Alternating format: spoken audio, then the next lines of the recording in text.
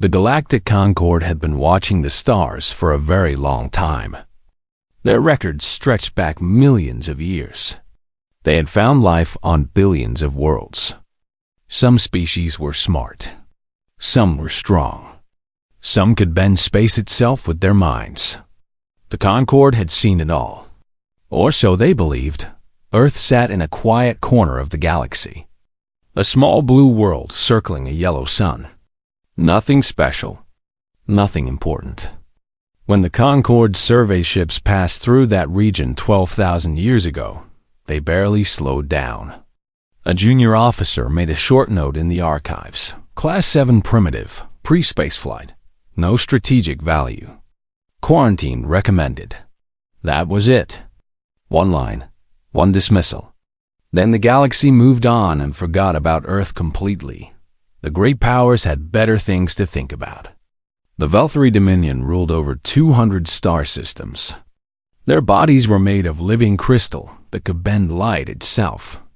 They built ships that looked like floating jewels, and they considered themselves the most beautiful beings in existence. The Kethari Collective was a hive mind. Billions of creatures sharing one thought, one purpose, one will. They spread across 40 systems like a plague of hungry locusts. Then there were the Morith, ancient beyond measure, who had learned to control gravity itself. They could crush planets or hold stars in place. They feared nothing and no one. These were the powers that mattered. These were the species that shaped the galaxy. Earth was nothing. Humans were nothing.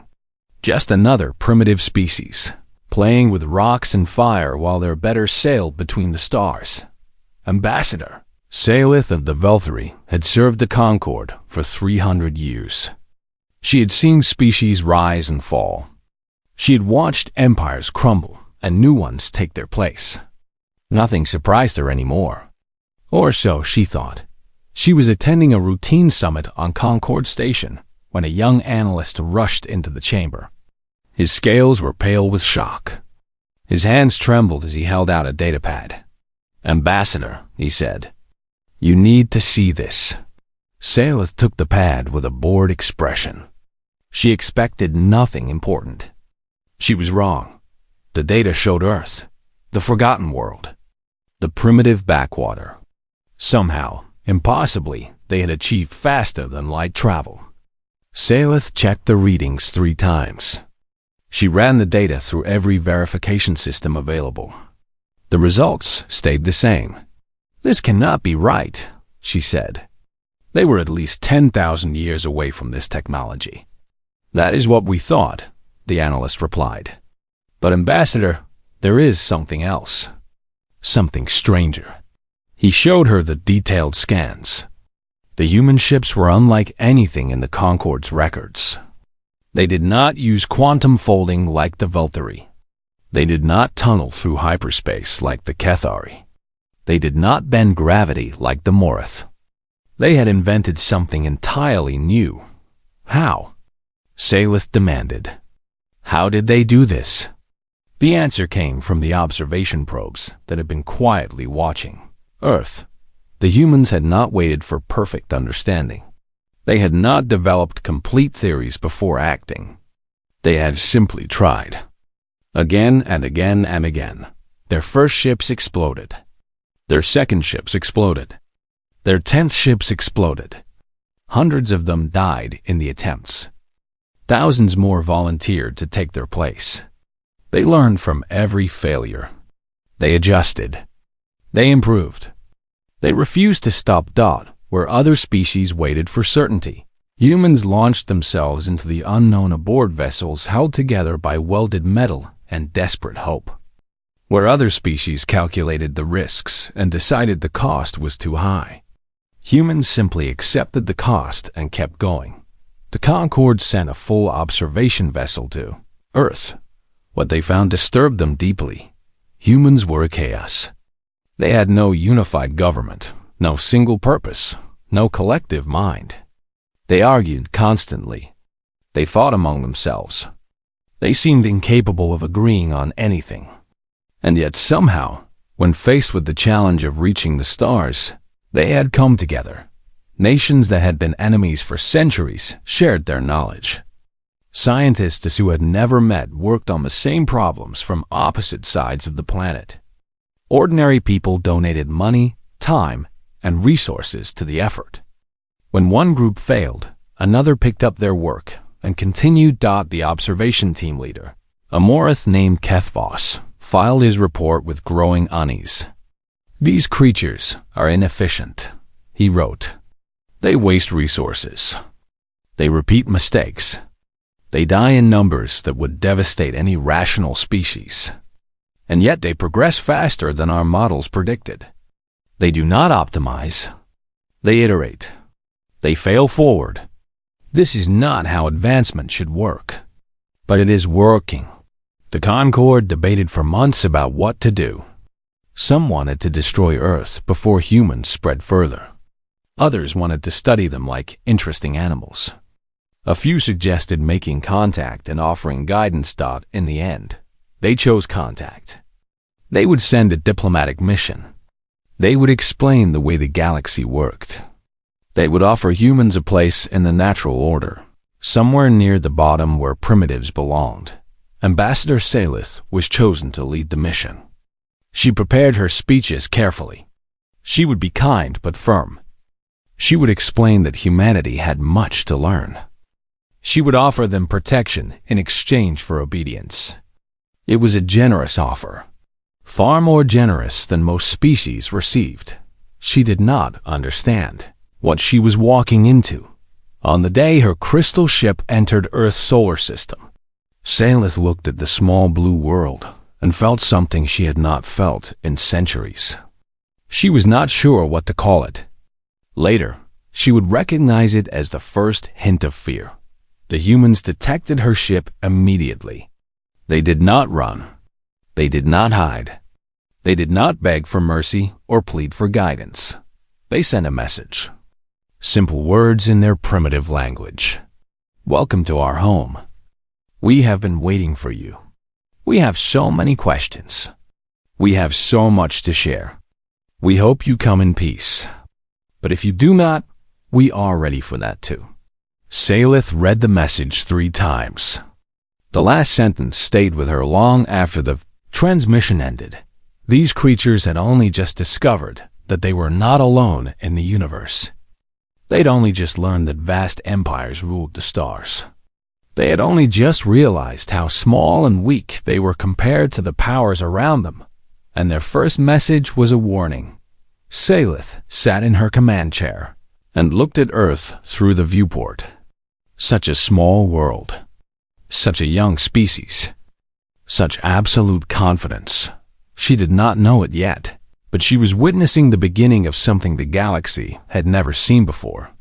The great powers had overlooked Earth for 12,000 years. They had dismissed humans as primitive and irrelevant. They were about to learn how wrong they had been. The Cathari Collective did not believe in patience. They had watched the diplomatic mission to Earth with growing hunger. Here was a new species, young, weak, unprotected, perfect for harvesting. The collective needed workers. Their hive worlds consumed labor the way fire consumed wood. Slaves died by the millions every year in their mines, their factories, their endless construction projects. The collective simply took more. That was the natural order. The strong fed on the weak. It had always been this way. They did not ask the Concord for permission. They did not warn anyone of their plans. One morning, without any declaration of war, the Cathari harvester fleet appeared in Earth's sky. 16 million. Humans were taken in the first wave. The harvester ships descended on cities across the planet. They used stun fields that knocked people unconscious for miles around. Then the collection drones went to work.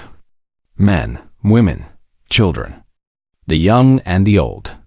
The healthy and the sick. The drones did not care. They simply gathered bodies and loaded them into the ships. By the time Earth's defenders could respond, the fleet was gone. 16 million people vanished into the stars. Mothers lost their children. Husbands lost their wives. Entire communities were erased in a single night.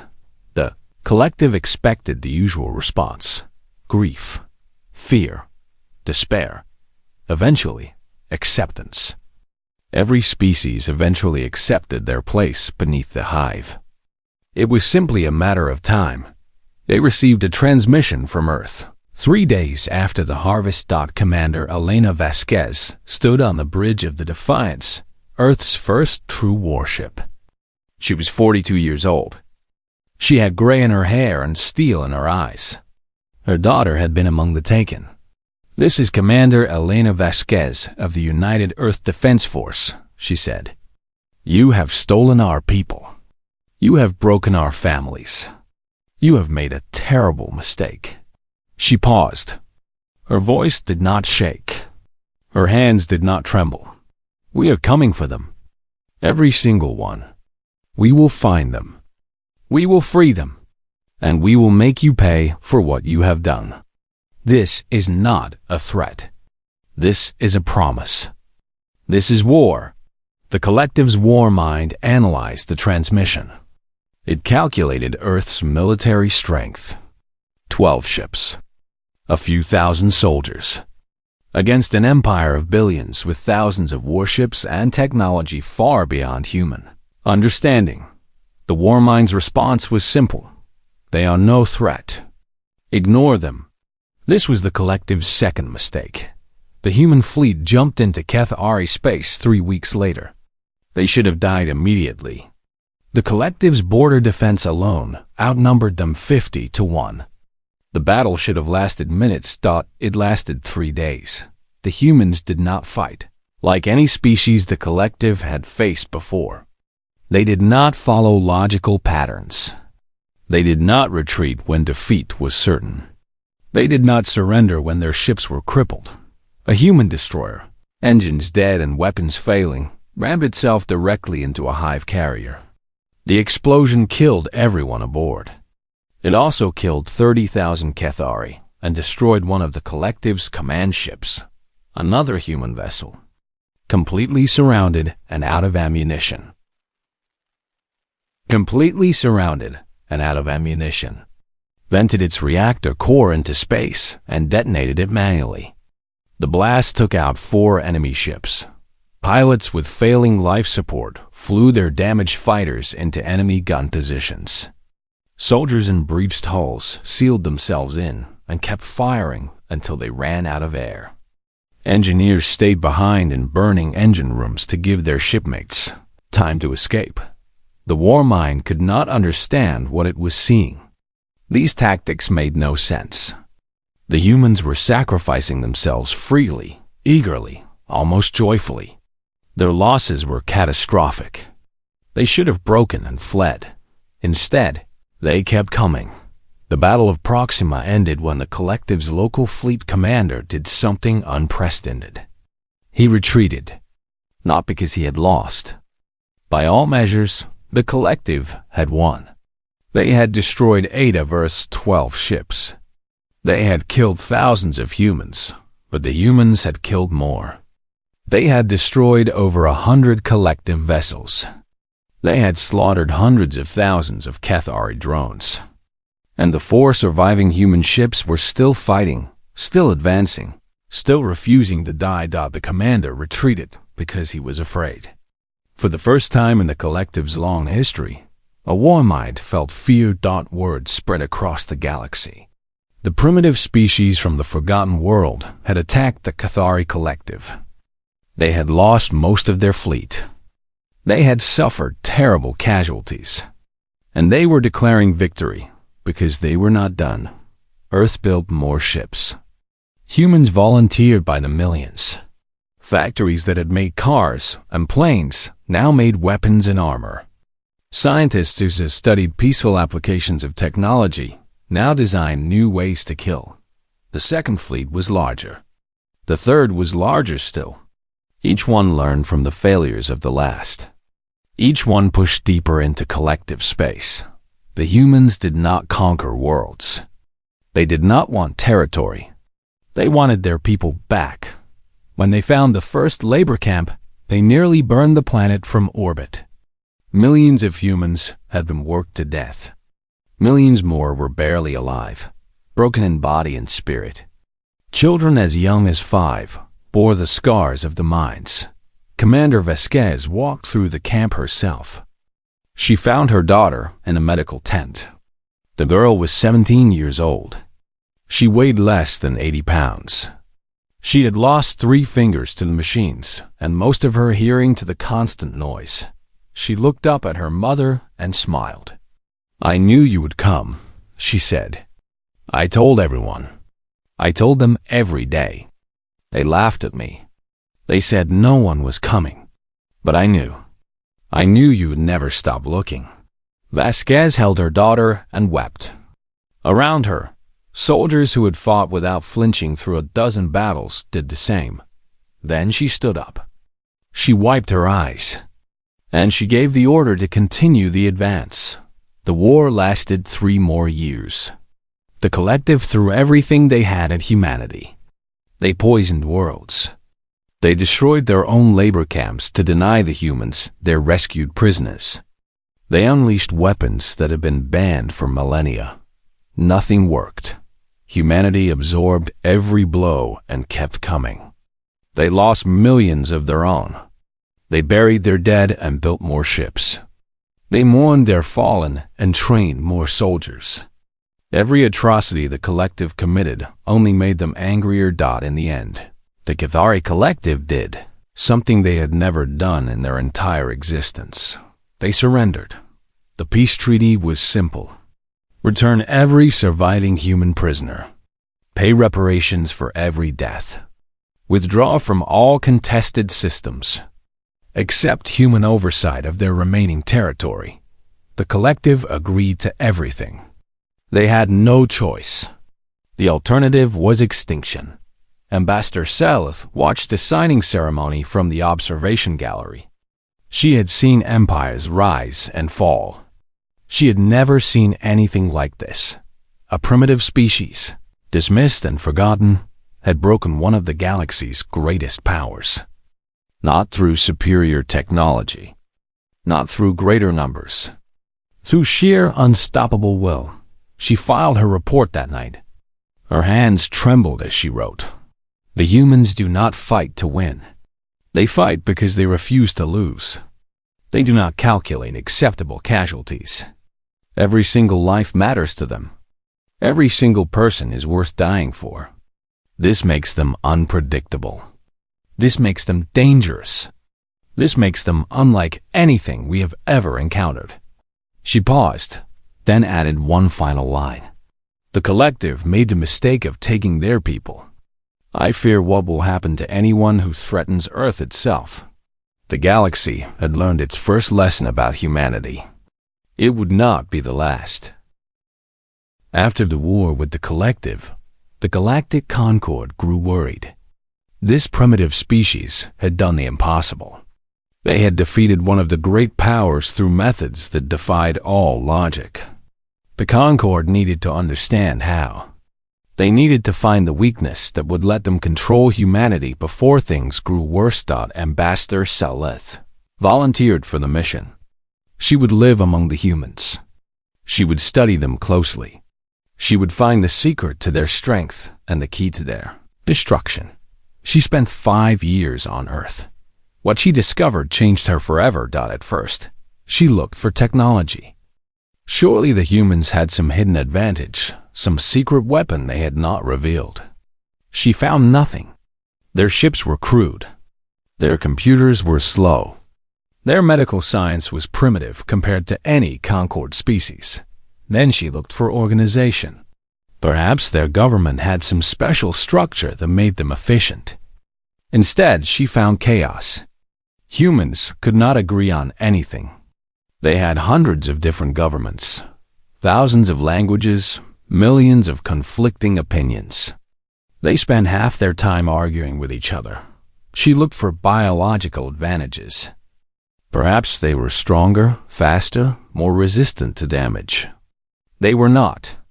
Humans were fragile. They broke easily. They died from injuries that would nearly inconvenience most Concord species. Month after month, Salith searched for answers. Month after month, she found only confusion. By every measure she could think of, humans should have lost the war. They should have been crushed.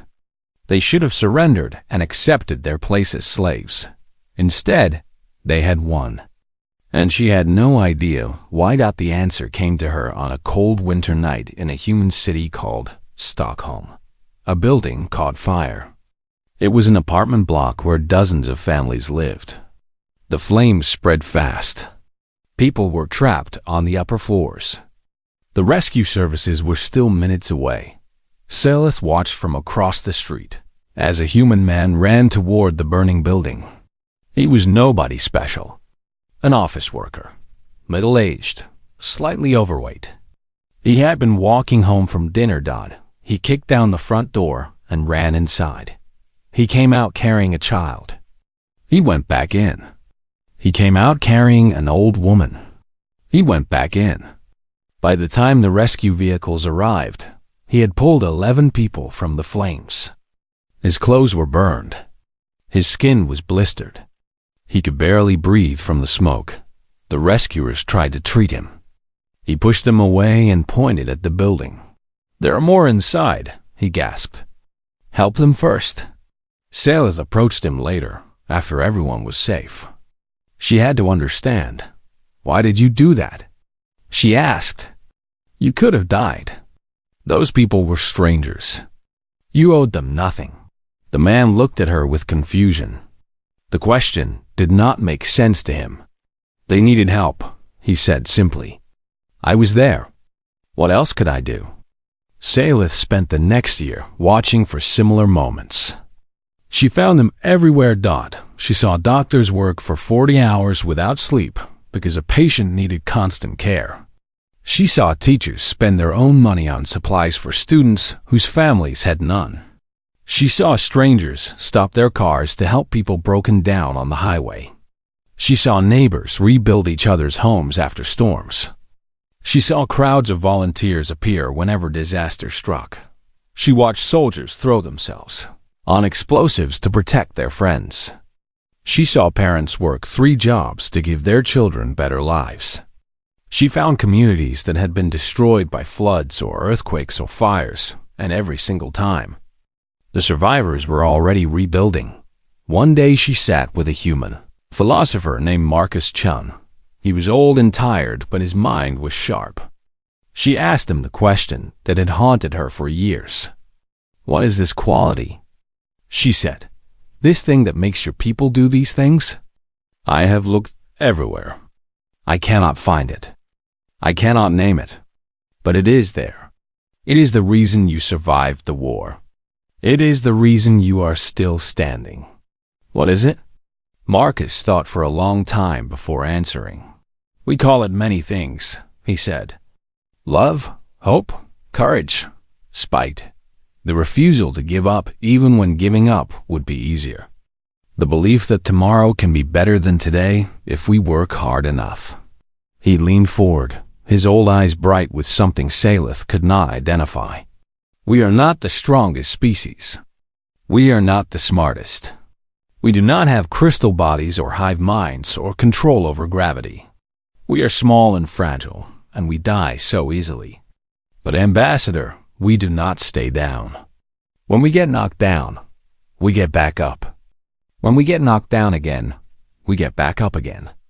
Every single time. That is our secret. That is our power.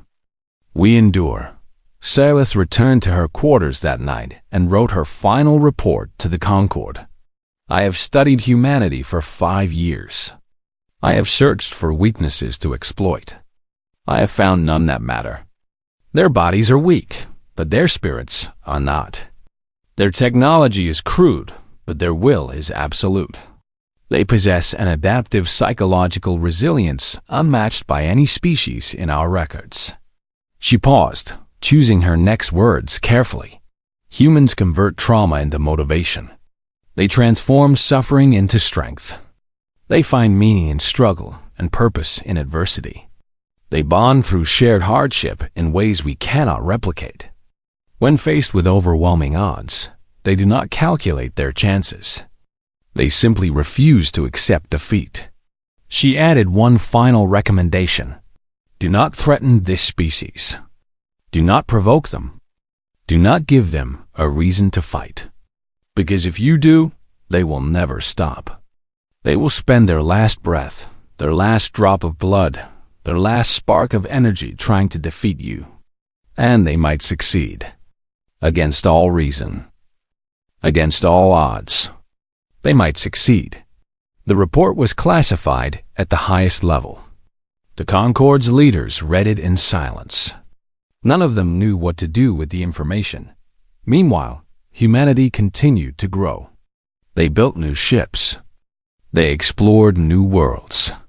They made friends among species that had never known friendship before. And deep within them, the power that had always been there continued to burn. Patient, waiting, ready to awaken whenever it was needed. The galaxy had learned to fear human anger. Soon, they would learn something far more important. They would learn what human hope could accomplish. 20 years had passed since humanity first reached the stars. 20 years since the Galactic Concord had dismissed them as primitives. 20 years since the Cathari Collective had learned the cost of underestimating them. The galaxy had changed. But not enough that the great powers still ruled. The Velthari still looked down on lesser species from their crystal towers. The Morith still crushed anyone who challenged their ancient authority. Slavery still existed across hundreds of worlds. Billions of beings still lived in chains, serving masters who saw them as nothing more than tools. The Velshan were one such species. They were small creatures with gray skin and large eyes. They had once built beautiful cities and composed songs that could make listeners weep with joy. That was 3,000 years ago. Since then, they belonged to the Morith. 3,000 years of slavery. 3,000 years of watching their children born into bondage. 3,000 years of being told they were nothing, worth nothing, capable of nothing. Then they heard about Earth. A Velshan named Kira worked in a Morith communications center. Her job was to monitor transmissions from across the galaxy. Most of it was boring. Trade agreements, shipping schedules, political speeches. But sometimes she found something interesting that the stories about humanity spread through whispered channels. How they had fought the collective. How they had won against impossible odds. How they refused to surrender even when surrender was the only logical choice. Kira listened to these stories late at night, when her masters were sleeping. She shared them with other Velshan in secret. The stories spread from world to world, from slave to slave, carried in hidden messages and coded signals. For the first time in 3,000 years, the Velshan began to hope that Kira gathered the bravest among her people. They pooled their resources. They stole a small ship. They flew to Earth. The journey took 6 months. The ship nearly failed a dozen times. 2 of her companions died from equipment malfunctions. When they finally reached human space, they were half-starved and barely conscious. Human rescue ships found them drifting near Mars. Kira woke up in a human hospital. A doctor was checking her vital signs. The doctor smiled at her. "Welcome to Earth," she said. "You are safe now." Kira did not know what to say. She had never been safe.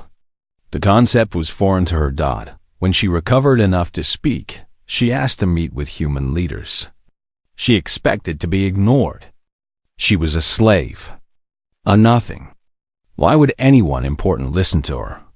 Instead, she was brought before the United Earth Council. "We know who you are," the council president said. "We know what your people have suffered.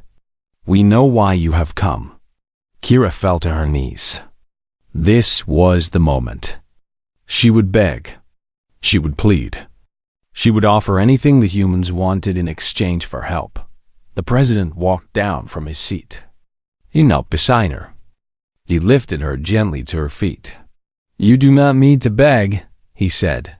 "You came here looking for hope. You came here looking for help.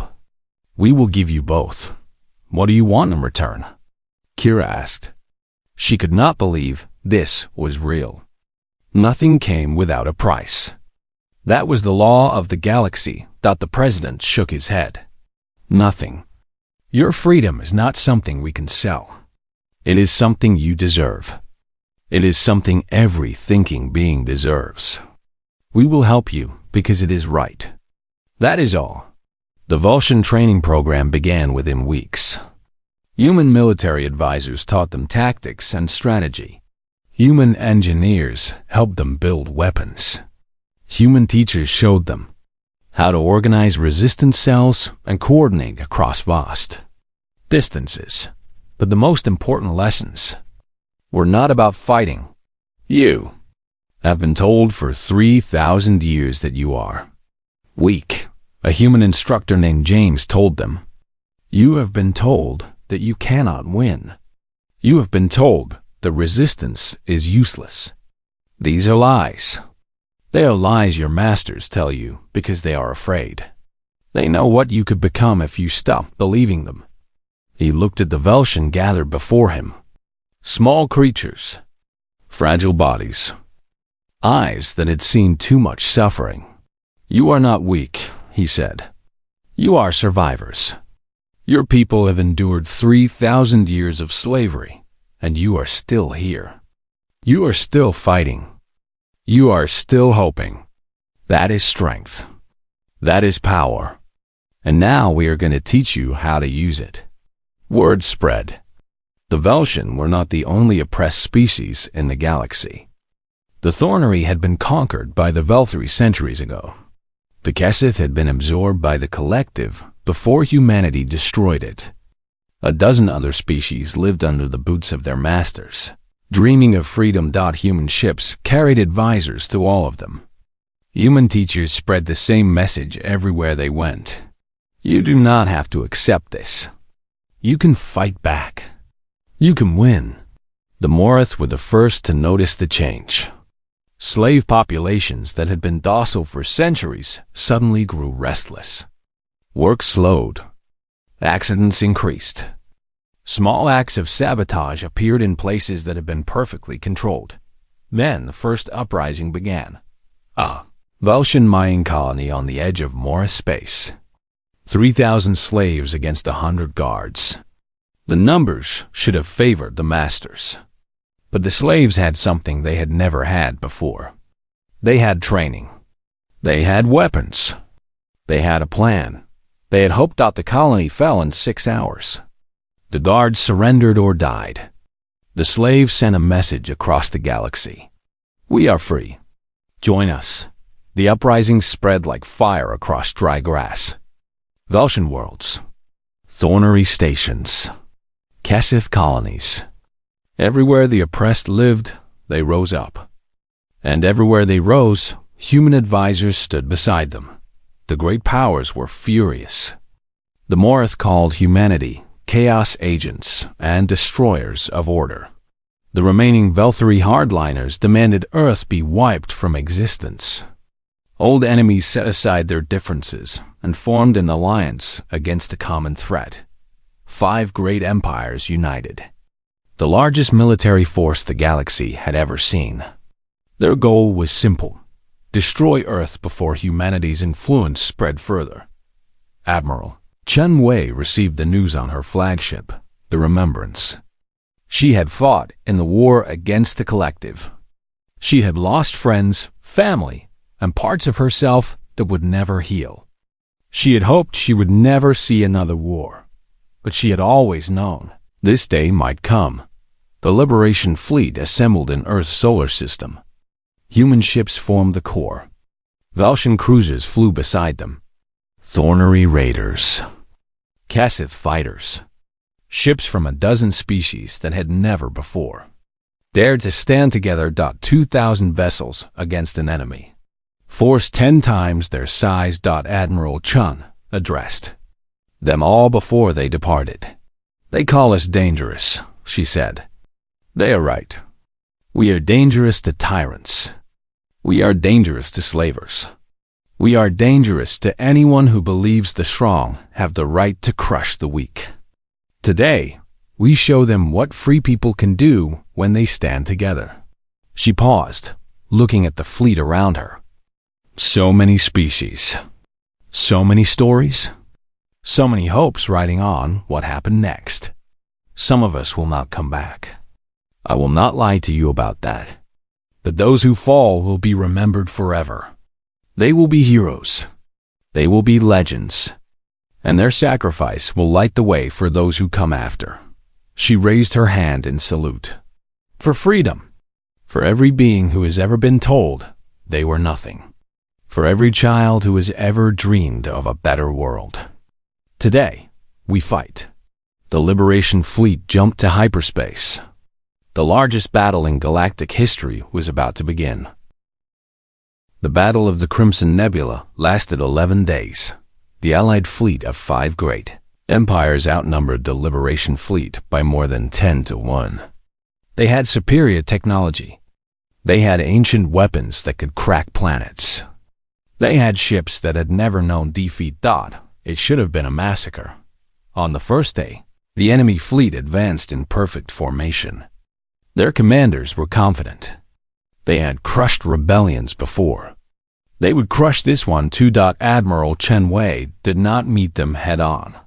Instead, she scattered her forces into the nebula's swirling clouds of gas and dust.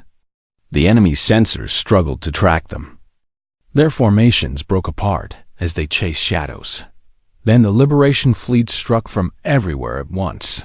Vulcan pilots flew suicide runs into enemy command ships. They had lived as slaves for 3,000 years. Death held no fear for them anymore. Thornery raiders appeared from the gas clouds, fired everything they had, and vanished again before the enemy could respond. Human vessels drew enemy fire while smaller ships slipped behind them and struck at weak points. Day after day, the battle raged. The Liberation Fleet took terrible losses. Ships died by the hundreds. Crews burned in the cold void of space. Friends watched friends vanish in balls of nuclear fire. They did not retreat. They did not surrender. They held the line. On the 7th day, something unexpected happened. A Veltari captain named Sorath broke formation and turned his ship against his own allies. His crew followed him without hesitation. "I have watched this battle for 7 days," he broadcast to both sides. "I have seen slaves fight with more courage than any Veltari warrior. I have seen species we called primitive stand against odds that should have broken them. I was wrong about many things. I will not fight for the old order anymore." He was not alone. Across the enemy fleet, cracks appeared. Morath commanders who had grown tired of endless oppression.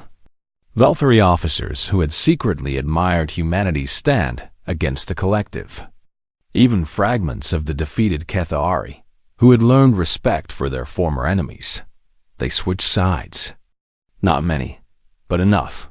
On the 11th day, the Allied fleet's central command structure collapsed. Their greatest warship, the Eternal Dominion, was destroyed when a human pilot named Sarah Okonkwo flew her damaged fighter directly into its reactor core. Her last words were broadcast across every frequency. "Tell my daughter I love her. Tell her we won." The remaining enemy forces scattered. Some fled into deep space. Others surrendered. A few fought to the death, unable to accept that the old order had fallen. When the guns finally fell silent, the Liberation Fleet had lost over half its ships. Millions of beings had died. The Crimson Nebula glowed with the light of burning wreckage. But they had won. The Treaty of Soul was signed. 6 months later, aboard a human station orbiting Earth's sun, representatives from every species in the galaxy gathered to witness the end of one era and the beginning of another. The Galactic Concord was restructured completely. The old powers no longer ruled supreme. New voices joined the council. Vulcan, Thornery, Kesseth, Species, that had been slaves for longer than humanity, and existed now sat as equals among their former masters. Slavery was abolished across all member systems. The principle of universal rights for all thinking beings became foundational law. These were human concepts, born from humanity's own long struggle with the same evils. Now they belonged to everyone. Ambassador Salith attended the ceremony. She was ancient now, her crystal form clouded with age. She had lived through the discovery of humanity, through the wars, through all the changes that followed. Now she watched as the galaxy she had known was transformed forever. She was asked to speak. She rose slowly and looked out at the gathered representatives. So many species, so many stories, so many futures yet to be written. For 12,000 years, we overlooked Earth, she said. We saw a primitive species on a small world, and we assumed we understood everything about them. We were wrong. She paused, letting the weight of her words settle. The power that slept within humanity was never their weapons. It was never their technology. It was something we had forgotten existed, something we had lost in our millions of years of advancement. Her voice grew stronger. They reminded us what it means to believe that things can be better, to believe that the weak can become strong, to believe that no matter how dark the night becomes, dawn will come. They carry within them an unquenchable fire, the conviction that every single life matters, the certainty that the future is not written in stone. She looked directly at the human delegation. You have changed the galaxy forever, not through conquest, not through domination, through something far more powerful, through hope. Marcus Chun rose to respond. He was very old now. His hair was white. His hands trembled slightly, but his eyes still held the same brightness Salith had seen decades ago. We are not special, he said quietly. We never were. We are just stubborn.